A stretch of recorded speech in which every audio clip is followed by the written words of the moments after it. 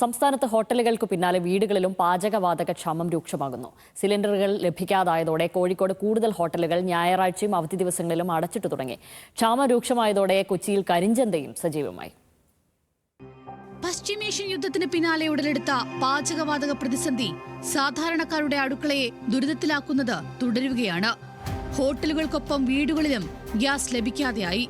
പ്രധാന നഗരങ്ങളിലെ പല ഹോട്ടലുകളിലും ഒരു ദിവസത്തിൽ കൂടുതൽ ഉപയോഗിക്കാനുള്ള സിലിണ്ടറുകളില്ല. കൊച്ചി നഗരത്തിൽ മാത്രം 2500-ലേറെ ഹോട്ടലുകളാണ് ഇതുവരെ അടച്ചുപൂട്ടിയത്.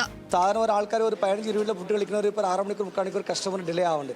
എന്താണെന്ന് വെച്ചാൽ നമുക്ക് ഗ്യാസിലത് കുറച്ചുള്ള ഫുഡ് ഉണ്ടാക്കുന്നത് ഇൻഡക്ഷൻ പിന്നെ ഓവനിലും ഉണ്ടാക്കി കൊടുക്കുന്നത്. ഇപ്പം നമുക്ക് സാറ് ഒരു 200 കിലോയുള്ള ഗ്യാസ് ചിലവാക്കി കിട്ടുന്നത് ഇപ്പോൾ നമുക്ക് ആകെ 20 കിലോ മൊത്തം കിട്ടണുള്ളൂ. 2 സിലിണ്ടർ ഉണ്ടെങ്കിലും അവർ പറയുന്നത് ഒരു മാസം കഴിയാതെ നമുക്ക് തരില്ല എന്നാണ് പറയുന്നത്. അപ്പം നമുക്ക് എല്ലാ യൂസ് അനുസരിച്ച് അത് സഫീഷ്യൻ്റ് അല്ല. അപ്പോൾ അതുകൊണ്ട് മിക്കവാറും നമ്മൾ ഇൻഡക്ഷൻ പോലത്തെ എന്തെങ്കിലും ഡിപ്പെൻഡ് ചെയ്താലേ നമുക്കത് സോൾവ് ചെയ്യാൻ സാധിക്കുകയുള്ളൂ ഇപ്പോഴത്തെ ക്രൈസിസിൽ. മറ്റിടങ്ങളിലും സ്ഥിതി വ്യത്യസ്തമല്ല. കോഴിക്കോട് ഹോട്ടലുകളിലെ മെനുവിൽ കാര്യമായ മാറ്റങ്ങൾ വന്നു. വിഭവങ്ങൾ കുറഞ്ഞു. ഹോട്ടലുകളും പ്രവർത്തന സമയത്തിലും ക്രമീകരണം വന്നു. ഇന്നലെ 3 മണിക്കൂർ അടച്ചു, ഗ്യാസ് ഇല്ലാത്തതുകൊണ്ട്. അതൊക്കെ തൽക്കാലം സ്റ്റോപ്പ് ചെയ്തില്ല.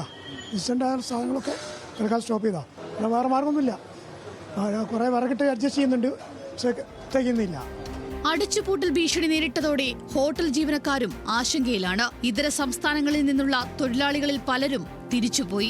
LPG ക്ഷാമം രൂക്ഷമായതോടെ കൊച്ചിയിൽ കരിഞ്ചന്തയും സജീവമായി.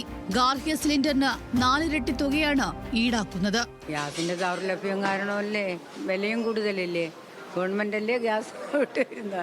അപ്പോൾ അവരെന്താണ് ഇതിന്റെ കാരണമെന്നറിയാം. പൂഴ്ത്തി വെച്ചിരിക്കുന്ന എന്ത് ആളുകൾക്ക് കൊടുക്കാതെ വില കൂട്ടാൻ വെച്ചേക്കുന്ന ഗ്യാസ് ഉണ്ടെന്നല്ലേ പറയുന്നത്.